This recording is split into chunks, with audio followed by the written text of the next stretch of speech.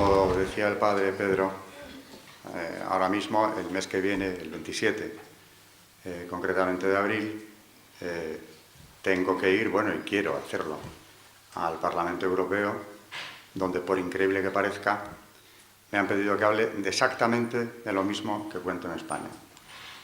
Porque quien me lleva, quien me ha invitado, dice que esta voz tiene que oírse en Europa y además en sede parlamentaria, donde precisamente se cocinan todas las políticas anticristianas desde hace ya mucho tiempo, porque en primer lugar no todo está perdido, no todo el Parlamento es exactamente así, aunque es lo que predomina.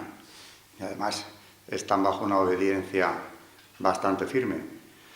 Pero hay disidencia todavía y, por otra parte, pues los que están dentro de las organizaciones pro vida europeas, uniéndose cada vez más, pues han propuesto y conseguido que allí, en sede parlamentaria, se celebre una cumbre transatlántica que va a durar 2 días. En el primero se hace el diagnóstico de la enfermedad de Europa, que es lo que me toca a mí diseñar o exponer con otros 2 ponentes más. Y al día siguiente vienen las propuestas legislativas de qué se les ocurre a los que van conmigo, claro, para poder remediar lo antes posible la catastrófica situación que nos lleva pues, a la deconstrucción de la civilización. Así que, no dudé en aceptar, por supuesto, pero hay que prepararlo bien, porque el diagnóstico es tan importante como la propuesta. Si no se entiende qué es lo que está ocurriendo, evidentemente, difícilmente se van a hacer propuestas razonables y eficaces. O sea que me toca prepararlo bien y espero que así sea. Y en mayo, la tercera semana de mayo, estaré también en el Parlamento de Budapest hablando de lo mismo, pero claro, en un ámbito distinto, porque ahí se trata de dar apoyo al gobierno de Hungría, aislado, difamado, perseguido en la Unión Europea con medidas severísimas por el simple hecho de que se atrevió a sacar adelante en 2011 una constitución pro vida, que eso ya en 2011 era una hazaña no pequeña. Yo todavía ingenuo, aunque hace ya no tanto, pensé que podía ser una luz de esperanza, un ejemplo para otros países europeos, pero lo que vino fue una avalancha de condenas y de descalificación permanente del presidente de Hungría y de su constitución, por supuesto, cuando se llegó a decir por parte de la comisaria Reding, comisaria europea del Partido Popular Europeo, por cierto, que habría que sancionar a Hungría por no defender valores europeos. Es decir, la manipulación del lenguaje ha llegado a tal extremo que quien se quede solo con el titular podría pensar ¿qué habrán hecho los húngaros? ¿No? Porque aún tenemos, o la mayor parte de la gente tiene la idea de que los valores europeos son elevados. Y precisamente lo que estaba diciendo ella era lo contrario de la verdad. Porque lo que estaba defendiendo Hungría en solitario en ese momento eran valores europeos. Eran los valores que representa la ley natural y la defensa de la vida. Y si eso no es europeo, ya me contarán cuáles son los valores de Europa. Los que han querido imponer después de forma dictatorial, contrariamente a la ley natural por completo, y los llaman así globalmente los nuevos derechos. Que yo siempre lo digo, no son aditivos, sino que vienen a sustituir a los reales. Así que, tengo por delante estas 2 comparecencias, que es una tarea ilusionante, desde luego, pero que hay que preparar bien. Y ya sin más entramos en el tema de hoy, que finalmente, como decía el padre Pedro, viene a cerrar un ciclo en este año de conmemoraciones trágicas para la cristiandad, trágicas para la humanidad en su conjunto, porque cada una de las efemérides que estamos recordando lo que han traído son otras tantas fases de esa deconstrucción de la civilización en la que estamos ya inmersos, que no se ha hecho en 4 días, ni en 20 años, ni en 100, sino que son el resultado ya de un proceso multisecular que estamos viendo aquí, en este local, desde enero, si no recuerdo mal, con esas 3 grandes fechas. Como es lógico y debe ser en historia, pues terminamos con lo más reciente, que sería ya el acto final en el que viene a consumarse ese proceso de degradación, que podríamos datar en Lutero como primer acto donde se empieza a romper la unidad y se empieza a romper la fe, en realidad. Segundo acto, la masonería, que sin Lutero no se hubiera dado, con seguridad, y que va a poner en marcha ese proceso de degradación. Y por último, ya muy avanzado o muy trabajado el campo, después de todo un siglo de liberalismo que descompone la fe hasta donde es posible, ya en el siglo XX San Pío X condena al modernismo, que es precisamente en lo que seguimos estando, porque parece que él lo hubiera podido erradicar, pero no fue posible, porque brotes de modernismo intraeclesiales ha seguido habiendo y sigue habiéndolos. Pero en ese siglo que recoge los frutos de las dos efemérides anteriores, ya, para colmo, triunfa la Revolución Comunista en Rusia, y eso abre una etapa nueva en la historia de la humanidad, en un sentido absolutamente negativo, del que no se puede extraer nada bueno, porque no hay un legado positivo del comunismo, no lo hay en ningún aspecto. También afectará a la Iglesia, que duda cabe, porque la Iglesia, un sector de la Iglesia, también equivocadamente, tratará de iniciar, o no, inicia el camino del marxismo con esa condenada claramente teología de la liberación, que viene a sustituir al Mesías por un líder político, una especie de guerrillero en primer lugar, el más importante de todos, con un cometido estrictamente político. La teología de la liberación tiene, por supuesto, un cuño comunista, evidentemente. Ese fue su gancho en la América Central de mediados del siglo pasado, y tiene su origen también en esta revolución. Esta revolución, como digo, la comunista de Rusia, va a tener muchos cabos, los cabos sueltos que luego se han ido entrelazando. Coge la herencia anterior, porque es heredera de los otros acontecimientos, los potencia hasta el extremo, y vamos a tratar de identificar un poco qué es lo que aporta esa revolución de octubre del año 17 al conjunto de lo que ya estaba desmoronándose, ¿no? Bueno, para entenderla, en primer lugar, por supuesto, sin las dos efemérides anteriores no hay revolución comunista.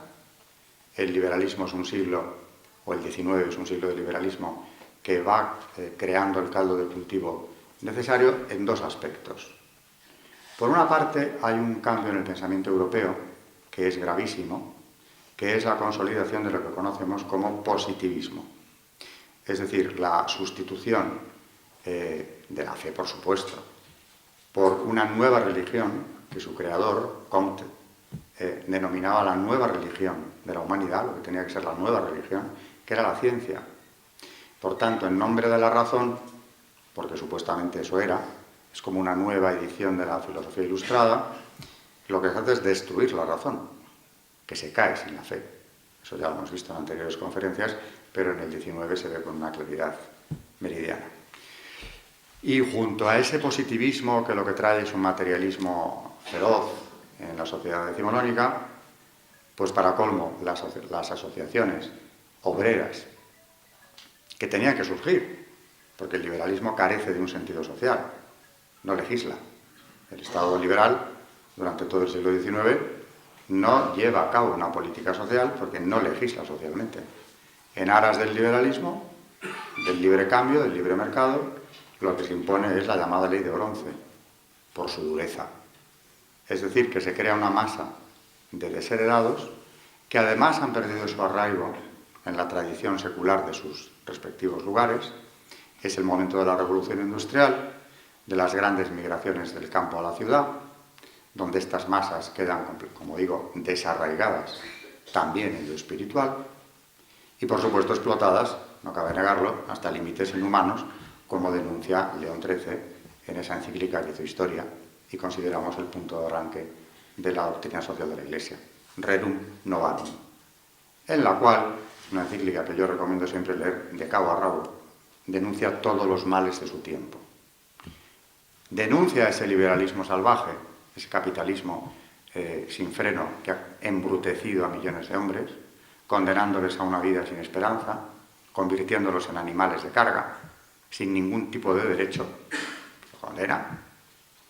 inteligentemente llama no solo a los empresarios que no tenían la solución en su mano, porque como grupo social los había más o menos injustos, pero el que quisiera serlo no podía permitírselo, porque si el Estado no regula las relaciones laborales, el que quiera ser justo tendrá que echarle cierre patronal, por una cuestión empresarial, de costes.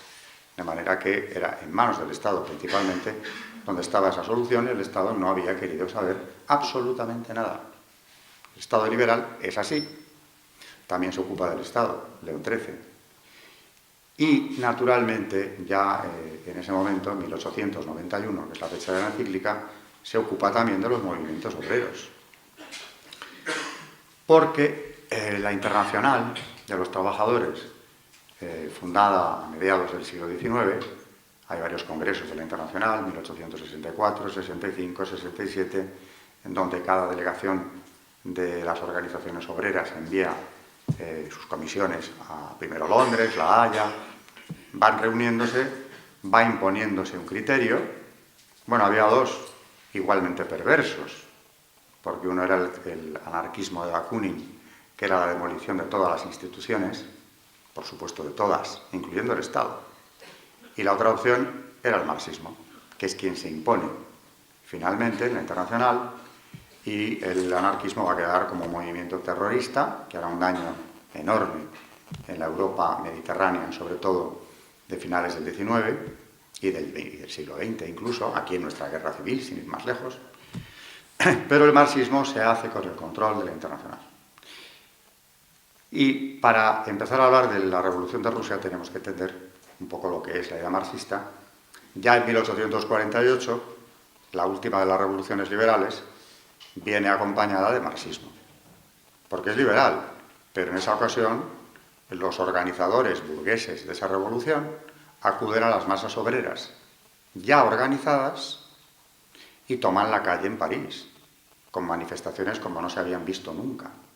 Cientos de miles de personas, que claro, acaban con la monarquía de Luis Felipe y proclaman un nuevo régimen que estuvo a punto de convertirse en comunista, y ese año casualmente, bueno, casualmente es una broma, aparece el Manifiesto Comunista. Ya Marx está en acción, todavía no ha tenido lugar la primera asamblea de la Internacional, pero el Manifiesto Comunista ya está en el aire y lanza una idea fuertísima que va a ser el golpe de gracia de la sociedad occidental, en muchos aspectos. Proletarios del mundo unidos. Es decir, frente a los conceptos de patria y religión que habían primado a pesar del régimen liberal en Europa, generalmente en una mayor parte de la población, lo que propone Marx es darle la espalda a esos dos conceptos en aras a esa unión proletaria que él plantea como la única salida que tiene el proletariado para liberarse de su esclavitud. Por tanto, el concepto de patria es perverso en Marx porque sirve solo a estructuras de poder. Lo que él viene a decir es que la Revolución Francesa fue necesaria, estuvo bien, porque acabó con el antiguo régimen, pero absolutamente innecesaria, porque lo único que había hecho, según su análisis, era ampliar la base de los opresores. Es decir, si en el antiguo régimen era un porcentaje mínimo, los estamentos privilegiados, clero y nobleza, bueno, con el régimen liberal se había ampliado esa masa, pero los de siempre no habían ganado nada, sino al contrario. En parte era verdad, porque el liberalismo suprime también los gremios, que eran el último refugio de las organizaciones que quedaban de los antiguos sectores gremiales de producción. También desaparecen. O sea que sobre una base cierta de una explotación inmisericorde que han denunciado no solo León XIII, sino muchos papas después, lo que se crea es un sistema que, lejos de ser la solución a los propios problemas del explotado, lo que hacen es introducirle en una esclavitud peor que la que ya conocía.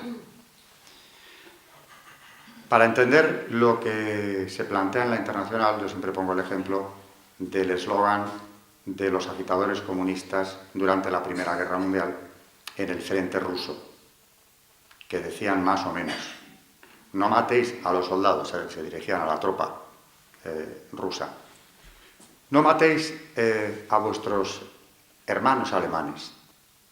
Hermanos se entiende que de clase. Matad a vuestros oficiales, que aunque rusos, son vuestro enemigo. Es decir, el enemigo no está al otro lado de la trinchera, lo tenéis arriba. Con eso que viene la destrucción de la patria. La patria es criminal, la patria es la que te explota. El día en que se consiga esa unidad proletaria y se establezca, que lo dice sin rubor, lo decía Marx, la dictadura del proletariado, partimos ya de un régimen que lo que propone es una dictadura de clase. Algo ya condenado por Aristóteles antes de Cristo, la demagogia. Es decir, la corrupción del sistema democrático en beneficio, naturalmente, de este claro sector. Una dictadura del proletariado. Y ese día se habría llegado, según Marx, a la metahistoria, al final de la historia.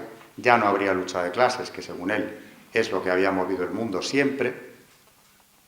Y llegaríamos a esa dictadura del proletariado, en la cual ya no habría supuestamente injusticias. Olvidándonos, claro, de que lo que no habría es ni el menor atisbo de libertad. Pero bueno, en el siglo XIX, y cuando todavía los países de Europa no habían probado en sus carnes lo que Marx preconizaba, la idea tenía fuerza en ese caldo de cultivo de miseria, de explotación, de injusticia, tenía la fuerza que podía tener entre masas que aún no habían experimentado. Junto al concepto perverso de patria, que ya para siempre va a quedar en la internacional como algo rechazable, aparece, claro, el rechazo de la religión, evidentemente. Es el opio del pueblo, es la droga con la que las masas desfavorecidas han tratado de olvidar su triste condición, engañados por un clero que los ha manipulado sistemáticamente durante centurias. Ese es el análisis, así de simple. O sea que de una sola elimina la patria y la religión y deja al hombre inerme ante el Estado. Porque de eso no habla tanto, claro. ¿Qué Estado es ese? ¿Qué dictadura del proletariado? ¿Cómo se va a articular esa dictadura? Eso se comprobó en 1917, pero no antes, claro. Estudiar la Revolución de Octubre, que es la última de las tres que vivió Rusia en ese año, primeramente hay que decir que sin la Primera Guerra Mundial no se hubiera podido ni producir. Y de hecho, ni Marx pensaba que fuera Rusia el lugar idóneo, porque se pensaba que la revolución tendría que darse, una revolución proletaria, en un estado industrializado, que no era el caso. Pero claro, la guerra hizo posible aquello, una guerra provocada de la manera más artificial, como cuento yo también en mi libro. ¿Quién provocó aquello? ¿Con qué finalidad? Hay una finalidad clarísima, que era deshacer Europa, deshacer sobre todo la Europa cristiana, y dentro de los objetivos de la Europa cristiana había uno muy apetecible, que era la Santa Rusia, ortodoxa, pero santa, en el sentido de que era uno de los países aún más religiosos del mundo, más cristianos del mundo. Bueno, pues la guerra lo va a hacer posible. ¿Tiene que ver esto con los otros temas tratados? Por supuesto. ¿Vuelve a estar la masonería en la Revolución Comunista? Claro que sí. Claro que sí. Mucho más de lo que podría parecer. Porque la Revolución Rusa, como digo, se divide en tres etapas. Aprovechando que el zar está en el frente, bueno, pues tienen ocasión de, primeramente, una revolución en febrero del 17, que es la Revolución Liberal, la que no habían tenido en Rusia nunca. Toma el mando un liberal, que es el príncipe Lvov, y proclama algo parecido a un régimen liberal en Rusia, pero este régimen cae enseguida porque viene la segunda revolución, ya en julio, que es la socialista de Kerensky. Kerensky es un socialista bastante radical, masón, que forma un gobierno en el que, salvo dos, todos los ministros pertenecían a logias. O sea que la segunda fase, las dos primeras, pero sobre todo la segunda fase, ya es una revolución masónica, pues como las que se habían vivido en la Europa del siglo anterior. O más. En cuanto al porcentaje, más. Ya tenemos ahí una primera introducción al tema. Falta la tercera, la comunista. Vamos a ver cómo se dio, porque es interesante. Pero yo cito también en mi libro algo que publicó a finales del 19 un masón converso, del que ya habré hablado seguramente aquí, Mariano Tirado Rojas, que publica un ritual del grado 33 practicado entonces, donde al que se iniciaba se le cuenta lo siguiente, es decir, hacia qué mundo tienen que ir los que ya llegan a ese grado altísimo dentro de la masonería. Cito textualmente: los tres infames asesinos de nuestro gran maestro son la ley, la propiedad y la religión. Parecería chocante que una organización que se ha movido tanto por intereses económicos, que los tiene controlados en tan gran medida desde que existe, hable de la propiedad como uno de los enemigos infames, asesinos infames, de nuestro gran maestro. Hipotético gran maestro, claro. Bueno, primeramente habla y dice la ley porque no está en armonía con los derechos del hombre aislado. La propiedad porque la tierra no es de nadie. En el grado 33, donde se iniciaban un porcentaje descomunal de banqueros, los más ricos del mundo, vaya, les informan de que la tierra no es de nadie. Eso ya estaba en la Revolución Francesa, concretamente en el grupo que se llamó el Club del Panteón, que era comunista abiertamente ya en cuanto al reparto de la tierra. Y sus productos, sigue diciendo el ritual, pertenecen a todos, en la medida para cada uno de las verdaderas necesidades de su bienestar. Así que en el grado 33 se encontraban con una declaración de comunismo clara y abierta. Aquellos millonarios, generales, políticos, que conocemos también por la historia del 19, pasaban por esto.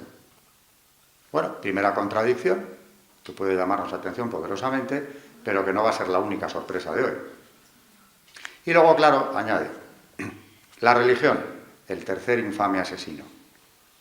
Porque las religiones no son más que las filosofías de hombres de talento que los pueblos han adoptado bajo condición expresa de que vengan a constituir un aumento de bienestar para ellos.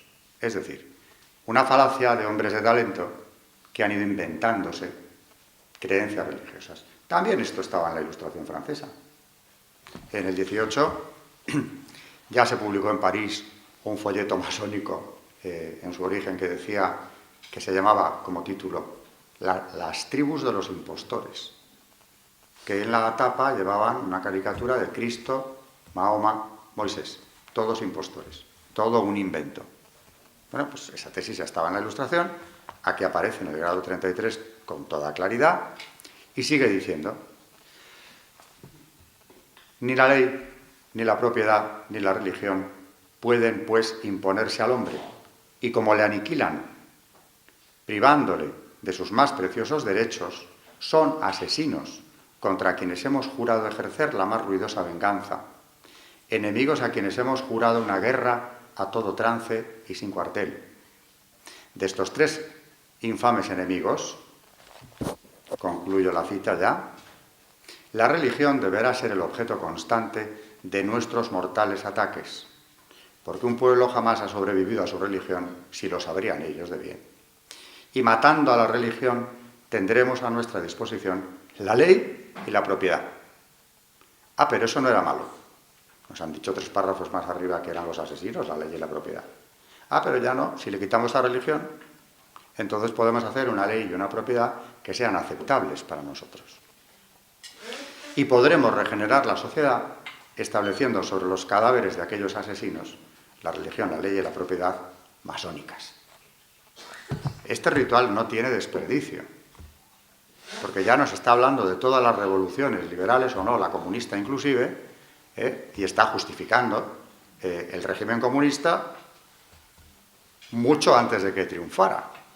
Esto está escrito precisamente en época de la Internacional, más o menos en el en el tercer congreso de la Internacional. Faltaba mucho.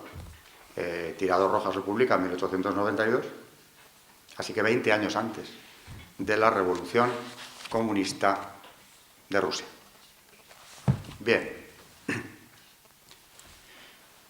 Vamos a los datos concretos de cómo se produjo aquello. Habíamos dejado a Rusia inmersa en un régimen socialista que ya era una revolución abierta, masónico, por supuesto, pero donde ya la revolución se va devorando a sí misma. Es una Rusia dividida, tomada por los soviets mencheviques o bolcheviques, unos de orientación socialista, los otros de orientación ya abiertamente comunista, me da lo mismo, más radicales unos, menos los otros, pero en definitiva con un objetivo común. Cuando, gracias a la primera fase de la revolución, gracias a esas amnistías que vienen con la primera fase revolucionaria, los líderes comunistas que estaban o bien encarcelados o bien en el exilio, ahora resulta que pueden volver sin peligro, en pleno contexto de guerra mundial, a su país. Y sin ellos no habría revolución comunista. Pero ahora ya puede ser. Vamos a ver cómo vuelven.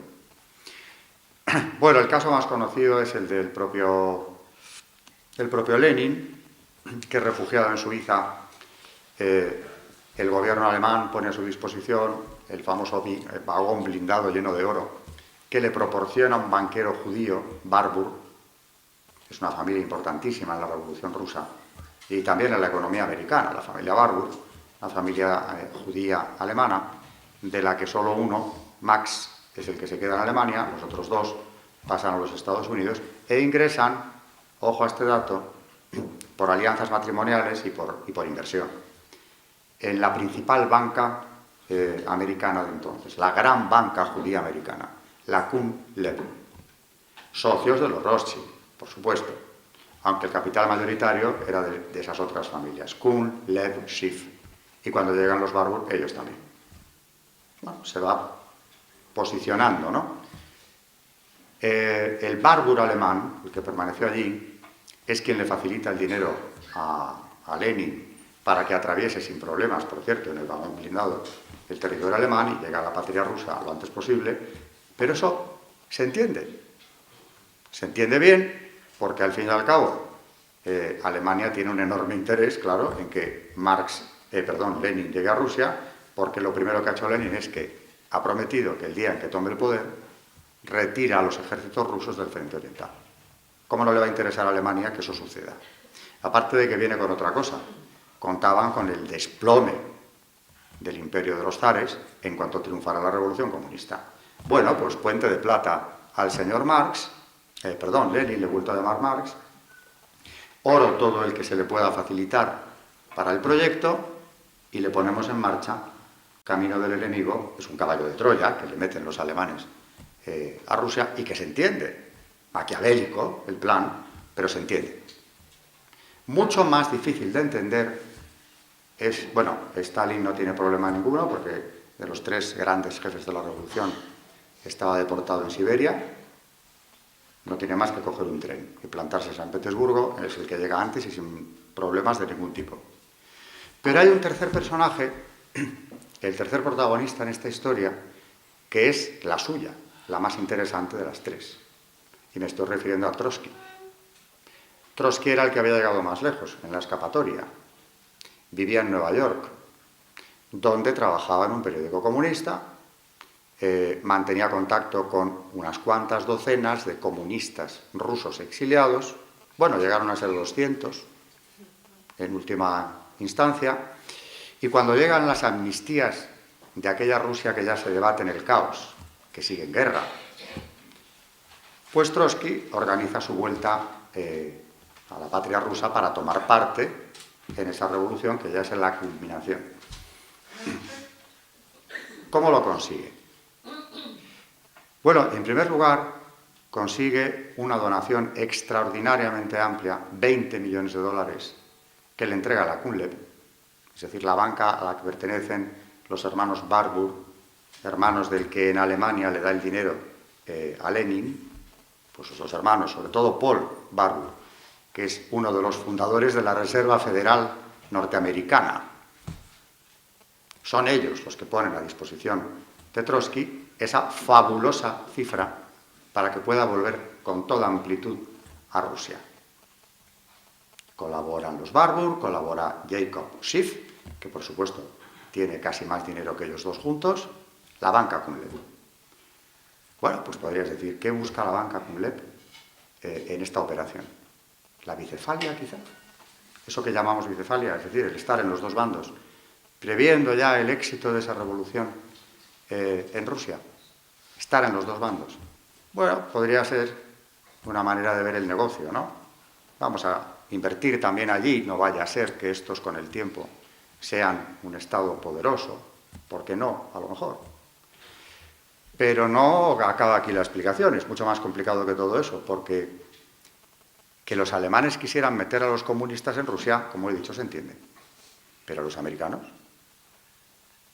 porque en la Primera Guerra Mundial Alemania era el enemigo común, pero Rusia y Estados Unidos estaban en el mismo bando. Es decir, con las democracias occidentales se había aliado el imperio de los zares por una vieja alianza con Francia. ¿Qué se conseguía entonces metiendo la revolución allí? Bueno, pues si conseguían lo mismo que querían los alemanes, el desplome del frente oriental, eso dejaba las manos libres a miles de soldados alemanes para ir a matar americanos en el momento en el que estos se incorporaban a la guerra. ¿Cómo se defiende esto? Había que ocultarlo. Porque claro, ante la opinión pública americana, que se supiera que un capital tan enormemente importante en los Estados Unidos, como este del que hablo, hubiera participado en una operación que iba a aumentar exponencialmente la muerte de americanos en la guerra, pues no era popular. Pero hay algo más grave, mucho más todavía.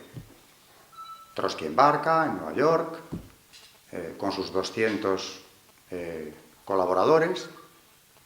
Al llegar a Canadá son detenidos en Halifax porque las autoridades canadienses les impiden continuar el viaje. Y entonces ocurre algo que es lo más sorprendente de todo lo que llevo dicho hasta este momento. Entra en juego el asistente personal del presidente de los Estados Unidos, Wilson. Era un hombre que ha pasado a la historia muy mal conocido. Tampoco tuvo interés en darse a conocer. Estoy hablando del coronel House, Mendel House. Un hombre que había llegado a los Estados Unidos, bueno, su padre había llegado a los Estados Unidos, socio de la banca Kunleb, por ejemplo. Un hombre de enorme habilidad política, de grandes conexiones en la banca también, brillante, inteligente, hasta límites brillantes, era la mano derecha del presidente. Tanto que le llamaban el presidente en la sombra. Y no ha pasado la historia como alguien excesivamente conocido, aunque quien conociese bien la Casa Blanca en aquellos momentos sabe perfectamente que el poder de House en ocasiones va por delante del presidencial. Por ejemplo, la entrada en guerra de los Estados Unidos en esta Primera Guerra Mundial es obra mucho más de House que de Wilson, que se dejó llevar de él, a saber por qué conexiones o qué argumentos utilizaría su asistente al que él dio tantísimo poder. Mendel House no solo es masón, sino que pertenece a una obediencia iluminista, es decir, luciferina por definición, llamada Master of Wisdom. Una obediencia masónica que viene directamente de los Illuminati de Baviera, que se reconocían luciferinos desde que existen, que es, por cierto, los Illuminati de Baviera son el origen de la Logia Colombia, fundada en los Estados Unidos ya en el siglo XVIII, cuando el duque de Baviera los expulsó de sus estados, pues casi al tiempo, poco antes de la Revolución Francesa. Llegaron a tiempo a Francia para fundar ahí una rama, llegaron enseguida a los Estados Unidos, fundan la Logia Colombia, y de esa procede en línea recta la Gran Logia Rockefeller de Nueva York. Ahora tenemos ya el cuadro completo de dónde viene. Y entre medias, muchísimas gracias, entre medias tenemos al coronel House, que pertenece a esa obediencia, haciendo y deshaciendo la política exterior norteamericana en un momento como aquel. Bueno, estábamos en que Trotsky, detenido en Canadá, con buena lógica, por las autoridades, pide auxilio a House. Él sabrá por qué, porque en toda esta entrega de dinero de la banca, Kunleb, etc., también intervino él. Y House directamente ordena a las autoridades canadienses en nombre del presidente americano que les permita continuar su viaje. No solo eso, les facilita pasaportes para que todos ellos, con absoluta regularidad, puedan continuar sin tropiezos hasta llegar a Rusia, que es de lo que se trataba. Y aquí viene la gran pregunta. Si ya es condenable que la banca Kunleb siente las bases de una altísima mortandad americana en la guerra, es mucho menos explicable que la Casa Blanca intervenga en lo mismo. Porque, como digo, el desplome de Rusia suponía un auge del poderío alemán en plena guerra, que de hecho se dio, y hubo unas últimas ofensivas alemanas verdaderamente espectaculares en cuanto Lenin llega al poder. ¿Qué pintaban en todo esto estos señores? Aquí ya no me vale la bicefalia por aquello de que vamos a hacer negocio con todos, no vaya a ser que se nos escape alguna parte del pastel. No sirve. Hay algo mucho más fuerte, aparte de acabar con la Santa Rusia, por supuesto. Para entenderlo, es muy conveniente leer el libro de Mendel House, llamado Philip Drew, Administrador. Difícil de encontrar, pero que se puede buscar a través de Internet. Philip Drew, Administrador, donde él es una historia casi de ciencia ficción, donde él plantea la sociedad ideal con la que soñaba él. Y dice que era una sociedad a la manera en que la había soñado Marx. Caramba, el gran banquero socio de la Kunleb, de los Rothschild, mano derecha del presidente americano, resulta que su ideal de sociedad es la marxista, siendo como es el mismo banquero, hijo de banquero, y además socio de semejante grupo. Bueno, ese dato queda ahí. Ya a partir de ahí tienen muy poco problema, porque una vez en Rusia se organiza el asalto al poder, no va a ser muy complicado, porque Rusia está ya dividida, más o menos tomada por los soviets, cuando llegan los tres grandes protagonistas, y queda por ejecutar el último acto, con Lenin al frente, que es formar el Comité Militar Revolucionario, que se formó en San Petersburgo, para controlar la ciudad en un tiempo récord, y de hecho controlan los centros neurálgicos de la capital. Eso se le encarga a Trotsky, o sea que claro que tuvo un papel determinante en la revolución, es quien preside el Comité Militar Revolucionario, y en cuanto ha caído la capital, el único foco de resistencia queda en el Palacio de Invierno, donde ya, claro, no estaban los zares, estaba Kerensky, el socialista masón que había tomado el poder en la fase anterior. Quien resiste en el Palacio de Invierno es él. Y viene el asalto final al Palacio de Invierno y se instala en Rusia la revolución ya puramente comunista de Lenin, que voy a leer simplemente por encima algunas de las primeras medidas que tomó. Eliminación de la oposición surgida fuera del partido. Por supuesto, todo lo que fuera ajeno al Partido Comunista tiene que desaparecer. Concentración de todo el poder en el partido, erradicación de opositores internos, la purga interna. Esto antes de tomar el poder. Concentración de todo el poder en el partido en su persona. Es el modelo de Estado totalitario. Han conseguido los comunistas durante un siglo prácticamente que cuando hablamos de sistemas totalitarios, ellos no están dentro de ese lote. Los totalitarios son los regímenes de Italia y de Alemania.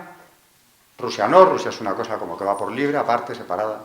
Rusia es el modelo de los sistemas totalitarios que se caracterizan, por simplificar, en que lo que se encuentra ahí en presencia son dos dictaduras, dos. Una de partido y otra personal, del jefe carismático que lo controla. Y no hay más. Así funcionó el sistema hasta Gorbachov, no es muy distinto de esta estrategia diseñada ya por Lenin. Vamos a ver ahora cuáles son las primeras medidas que toma Lenin en el poder en esos primeros días de la revolución, que claro, con enorme prisa hay que consolidar el régimen. Primero, como había prometido, Rusia se retira de los frentes de la guerra. Ya pueden estar satisfechos los alemanes y quienes habían propiciado el regreso de los tres líderes, porque Rusia desaparece. Vamos, los soldados rusos a casa. Bueno, a casa, a la guerra civil, que esa es otra historia. 2. El Estado se incauta de la propiedad de toda la tierra. Bueno, el sueño masónico del grado 33, la tierra ya no es de nadie, ahora resulta que se va a repartir. Se reparte. No se reparte, no. Se la queda el Estado. 3. Se crea el primer gobierno de comisarios del pueblo y a partir de aquí vemos medidas mucho más concretas que precisamente por ello nos definen mejor en qué consistió el régimen comunista desde el principio. Estoy hablando de los primeros días de la Revolución. Y por seguir la cronología, los decretos van así. Primero, supresión de cualquier periódico que se oponga al gobierno, que son todos, salvo 2, Pravda e Izvestia, que se siguen editando porque son comunistas. Esto ocurre el 29 de octubre. Poco después, la semana siguiente, se suprimen las distinciones militares. De momento, es una medida demagógica, que parece que queda bien, luego habrá que recuperarlas, porque comprenden que un ejército sin distinciones militares es inútil, pero se suprimen por ahora. Se nacionalizan los bancos. Claro, la otra fuente de riqueza, ¿no? La tierra, que es la gran fuente de riqueza en Rusia, país agrario todavía, ya era del Estado. Ahora la banca también. La actividad bancaria queda prohibida y los bancos, con todo lo que tenían, pasan a ser también del Estado. ¿Qué pensarían los señores de la CUNLED ante esta medida? Si es que soñaban con hacer negocios al otro lado de lo que se terminaría llamando el telón de acero. Luego, por supuesto, claro, se incautan todas las escuelas de la Iglesia Ortodoxa. Se acabó la enseñanza religiosa. Eso en la segunda semana. Se prohíbe el derecho de huelga. Eso es muy bueno. En la patria de los trabajadores. ¿Por qué? Pues porque Lenin lo califica como crimen contra el pueblo. Claro, porque el pueblo es el partido, es quien se atribuye la representación del pueblo. Todo lo que vaya contra el partido o contra el gobierno va contra el pueblo, porque el pueblo soy yo. Esto es Luis XIV, el Estado soy yo. Bueno, pues en vez del Estado, el pueblo soy yo. Así que si me hacéis una huelga, sois criminales contra el pueblo. Y queda mejor decir que criminales contra el pueblo que contra el Estado. Luego, claro, tenía que llegar, se estatalizan las fábricas. La otra gran fuente de riqueza que quedaba todavía en veremos, pues tardó unos días más. Y la industria ya va a ser estatal para siempre. Con algún pequeño periodo en el que tendrán que recuperar la receta capitalista para salir de la inanición. Se redacta un código, que hasta entonces no tenían, para uso de los tribunales revolucionarios, porque los soviets estaban juzgando a quien caía en sus manos en toda Rusia sin ningún tipo de código, sin normas. Lo que decidieran aquellos tribunales populares a la manera de la Revolución Francesa también. Allá otra vez volvemos al precedente de la Revolución Francesa. Desgraciado del que cayera en manos de un tribunal popular. O aquí en el Madrid del 36, exactamente lo mismo, porque el Madrid del 36, este es el modelo. Se legaliza el allanamiento de morada, porque, por increíble que parezca, se le da potestad a la policía para irrumpir en cualquier residencia de cualquier ruso a la hora que quiera, sin ningún mandamiento judicial. Y se elige, desde ya muy pronto, las horas de la noche.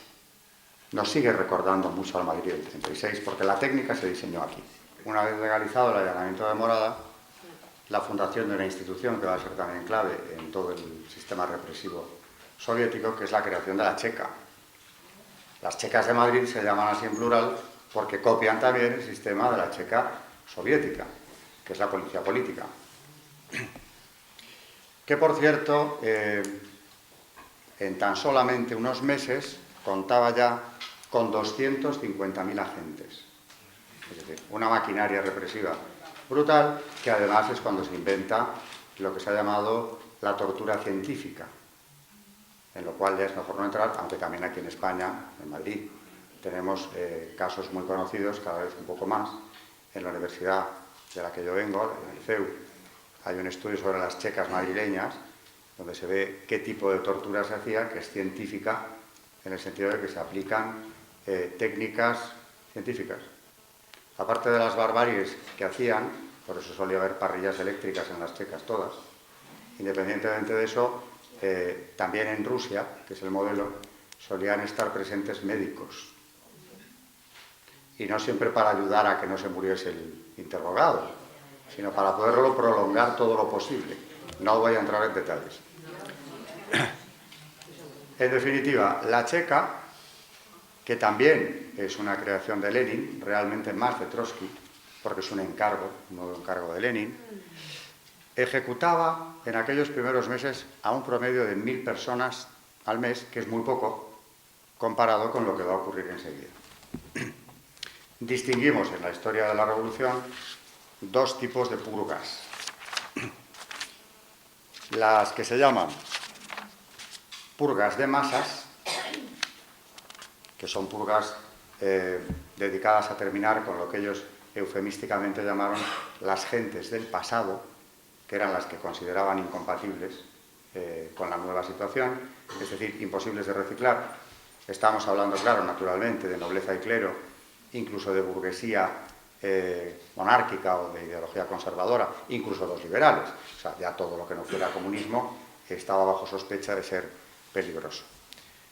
Y en las purgas de masas, pues ahí sí que ya van a caer miles y miles y cientos de miles de rusos, en cifras que se han ido conociendo mucho después, precisamente cuando cae la Unión Soviética, a partir del 89, son historiadores rusos los que han investigado a fondo lo que pasaba en los comités del Partido Comunista de toda Rusia, descubriendo claves muy interesantes, como que, por ejemplo, los presos condenados a 10 años de cárcel, cuando se les busca, no existen.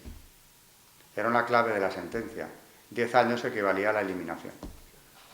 Lo que les ha llevado bastante tiempo, pero luego se ha podido comprobar de forma fehaciente. Aparte de las purgas de masas contra las gentes del pasado, están las purgas que más adelante, ya hay que ir abreviando, la Unión Soviética dirige contra los extranjeros. Porque no hay que olvidar que al acabar la Segunda Guerra Mundial, los aliados le regalan a Stalin la mitad de Europa, sin más. Y allí, haciéndose los tontos, creyéndose como que Stalin permitiría unas democracias una vez pasado cierto tiempo, lo que se impuso fue el modelo comunista de dictadura de partido, una serie de partidos comunistas de todos aquellos países que dependen del de Rusia, por supuesto, y se acabó. Media Europa es sacrificada de esa manera y, claro, naturalmente hay resistencia.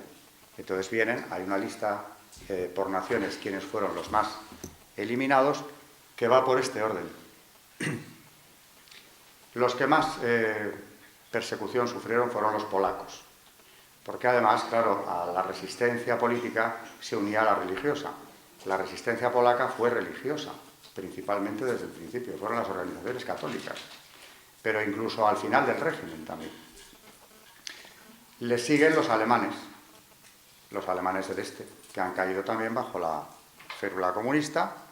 En tercer lugar, finlandeses, luego todos los de los países bálticos, que también hay un porcentaje altísimo de eliminados, vienen detrás los rumanos, y luego en las purgas internas, que claro, no son tan masivas, no están... Bueno, se estima el genocidio comunista, con toda la prudencia lo digo, pero se estima el genocidio comunista en unos 100 millones de personas, que es una cifra que no ha igualado a nadie ni de lejos. Claro que aquí estoy contando todas estas purgas, 70 años de historia, también hay que decirlo, ostentan el récord de la persecución religiosa, por el número, no en porcentaje, pero sí por el número. Me refiero a la eliminación de sacerdotes.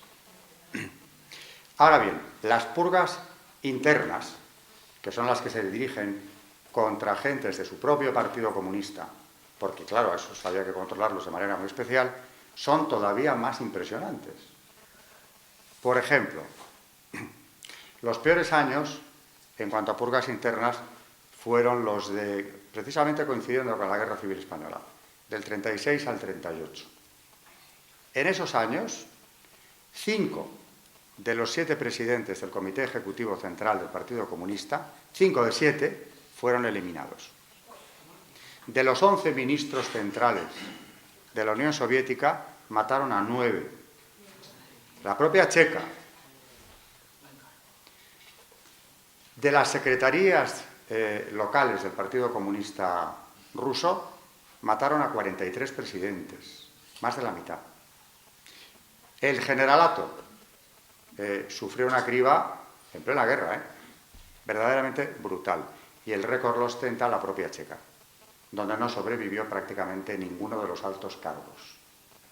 Porque una denuncia era suficiente, también como en los tiempos de la Revolución Francesa, el delito de sospecha, para que fueras eliminado, a veces en condiciones verdaderamente atroces, porque se trataba de imponer el terror.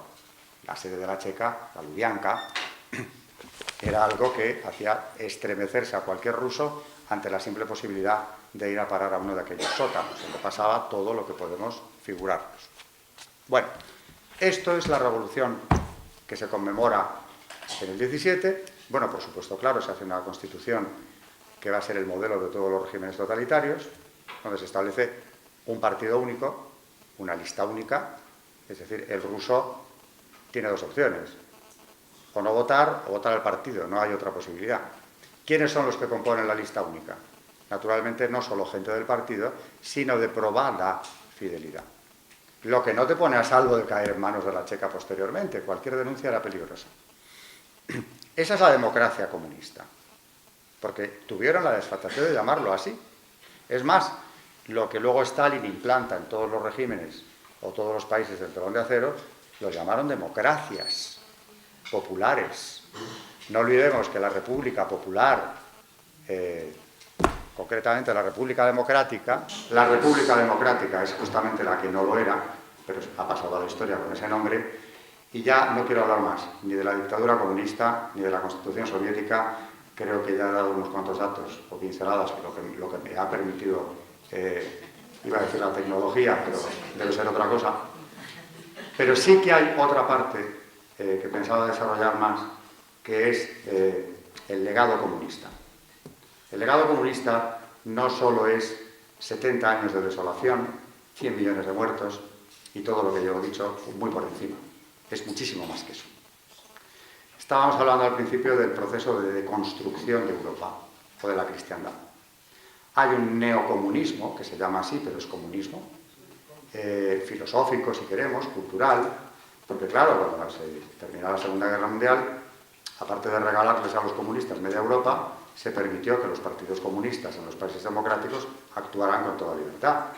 Iban a copar el mundo académico, el mundo cultural, la propaganda, por supuesto, medios de comunicación, van a tener un altavoz. No logran ganar elecciones en los países democráticos, claro, porque ¿quién quiere eso? Pero sí tienen una presencia cultural fuerte. Y acabo con un dato. La llamada Escuela de Frankfurt, bueno, llamada no, es que es la Escuela de Frankfurt, que es una escuela marxista, neomarxista se le llama, reúne allá por los años 20, ahí en Frankfurt, a una pléyade de intelectuales marxistas, muchos de ellos judíos, masones también, como Erich Fromm, el más famoso Marcuse, quien acaba trasladándose después a Estados Unidos, Jürgen Habermas, Adorno, en fin, son un grupo muy destacado que forman una escuela de pensamiento marxista que tiende a una ingeniería social muy fuerte allí donde enseñen. Viene luego la Alemania nacionalsocialista, la dispersión de la escuela, hasta después de la Segunda Guerra Mundial, y arraigan con enorme fuerza en los Estados Unidos, concretamente en la Universidad de Columbia, y no digamos en Berkeley, que es a donde llega Marcuse, y ahí predica, porque era como una especie de ídolo de los estudiantes de los 60, porque ahí está la revolución cultural de los 60, una revolución sexual, sobre todo, de los 60, para nada natural, es decir, forzada claramente por esta escuela de Frankfurt, por los grandes monstruos sagrados de la escuela, ¿no? Como Marcuse, especialmente, que sostienen teorías como la del hombre colonizado. El hombre colonizado es el hombre que, según ellos, ha sido explotado, de ahí viene la palabra colonizar, por las instituciones y la familia. Por tanto, debe ser liberado de ambas cosas. Eso es marxismo puro. Estamos hablando del origen de la ideología de género. El origen de la ideología de género. ¿Cómo se combate esto? Pues siguiendo a otro masón ilustre, que es Freud. Freud reconoce que muchos de sus escritos se plancharon en la logia vienesa a la que perteneció, donde se celebró su cumpleaños de forma muy sonada poco antes de morir él, y él hizo un homenaje muy sentido a su logia, que era de la Bina Iriz, la masonería judía, donde se planchaban sus documentos. Y claro, él es quien impulsa la teoría del pansexualismo.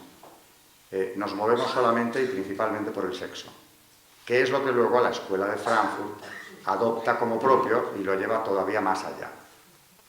Luego, contra lo que hay que luchar, siguiendo a Freud, y no digamos ya a Marcuse, a Fromm, etc., es contra la represión, esa palabra que los que hemos conocido en los 60 acabamos aburridos de oír, porque estábamos todos reprimidísimos, según ellos.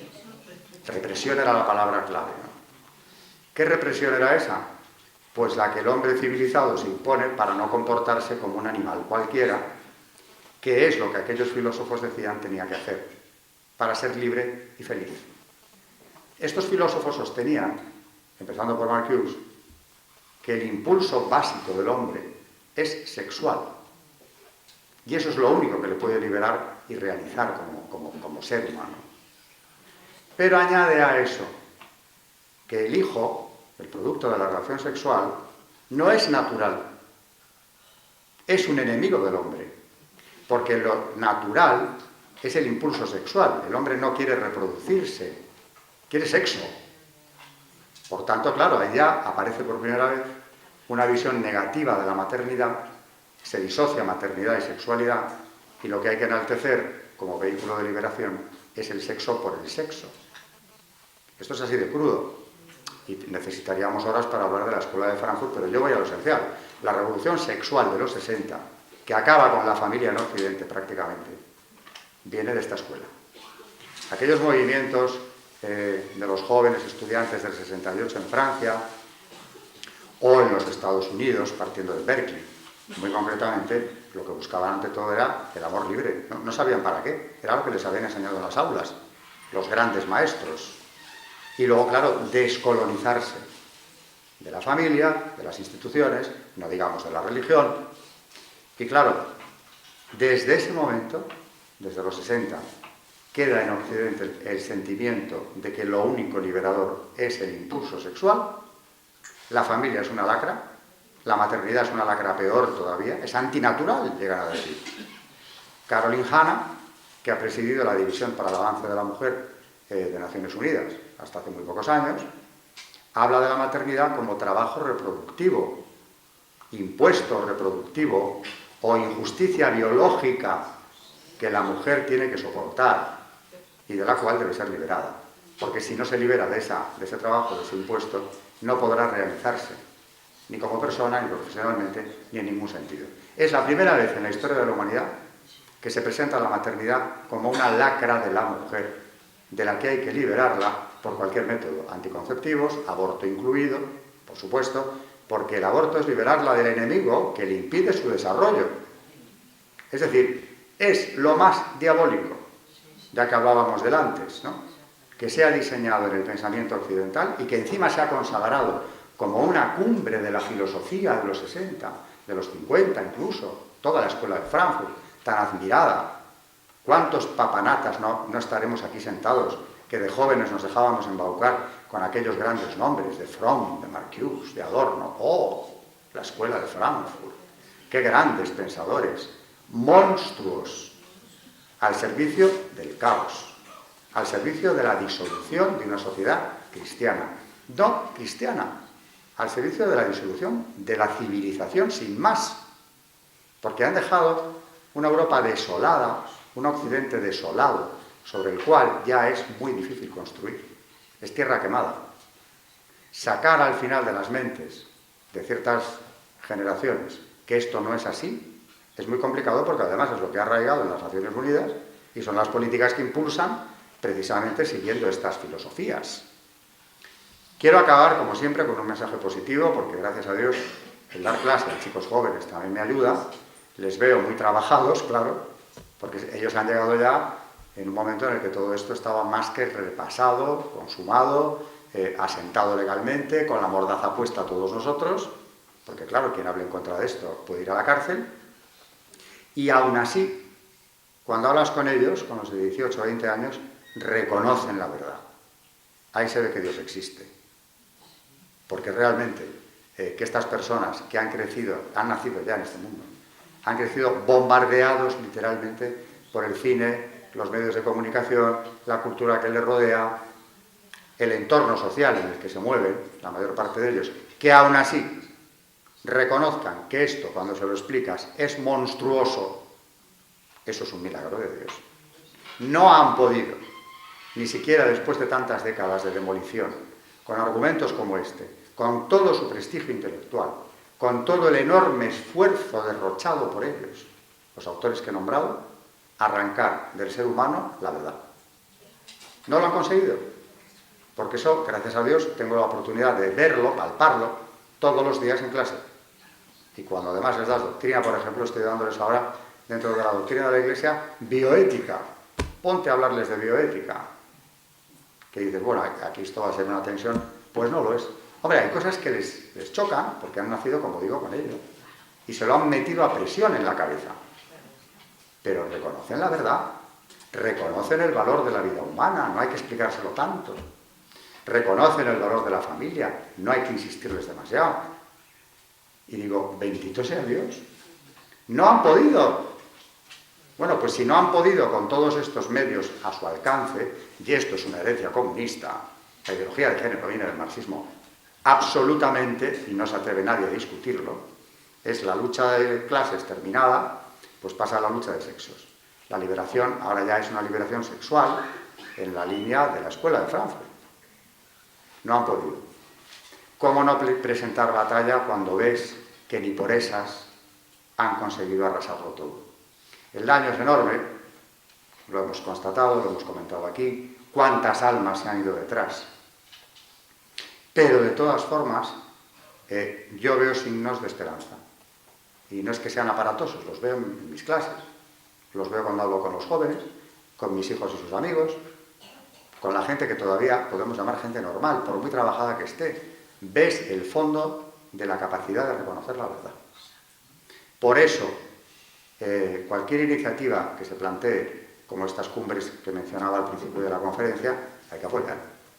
Hay que apoyar porque, como dicen los organizadores, ¿tú qué sabes cuánta gente de la que estáis sentada, aparte de la que esté ya muy dañada mentalmente, va a reconocer perfectamente tu lenguaje? Si en el fondo no lo han conseguido todavía. Y lo estamos viendo, hay signos de esperanza muy claros. Muy claros. Por no hacer tampoco la apologética del presidente americano. La derrota de Hillary Clinton es claramente un signo de esperanza. Lo es. Lo es. Lo es, porque era la consumación de todas estas políticas llevadas al extremo, incluyendo el aborto sin restricciones hasta el 9º mes de embarazo. Era lo que proponía. Era además la financiación de Planned Parenthood ya sin restricciones. O sea, era el ataque frontal contra la vida inocente. Y no lo ha conseguido, con todos los apoyos monstruosos que tenía detrás. Eso es motivo de esperanza.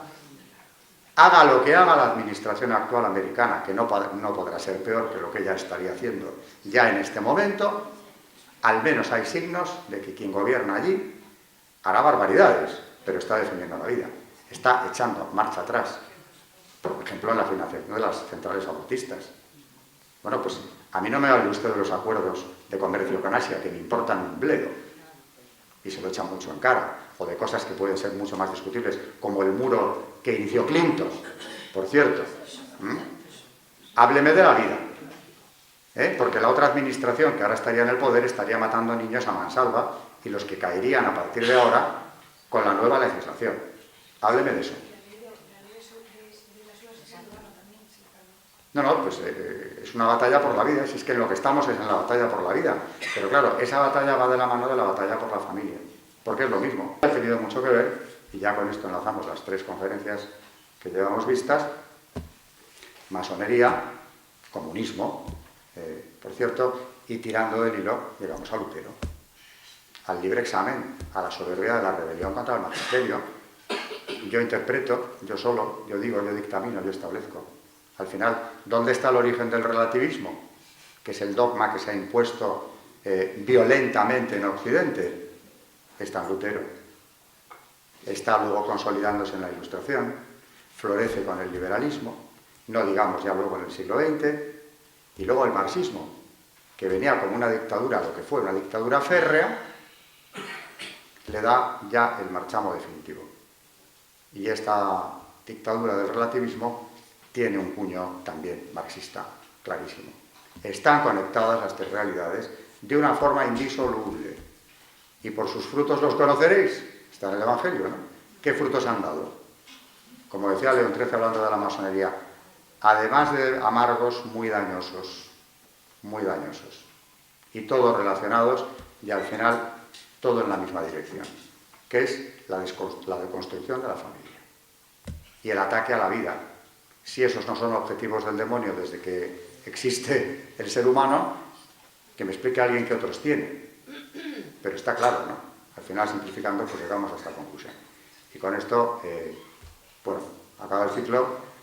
Las conferencias que yo no he podido venir sobre Fátima y la Virgen del Olvido, seguro que han tenido que ver con estos aspectos también, porque Fátima es profética, con lo cual todo esto que estoy diciendo, me imagino que Javier lo habrá desarrollado, bueno, con otra orientación o lo que se quiera, pero estaría diciendo algo muy parecido a esto. Porque esto es lo que hay, le conozco, lo hemos hablado, estamos muy de acuerdo en que este es el proyecto que está en marcha, el que se ha ido cumpliendo por plazos y el que al final, eso sí sabemos, no les va a salir. Porque eso sí que tenemos la certeza, no les va a salir.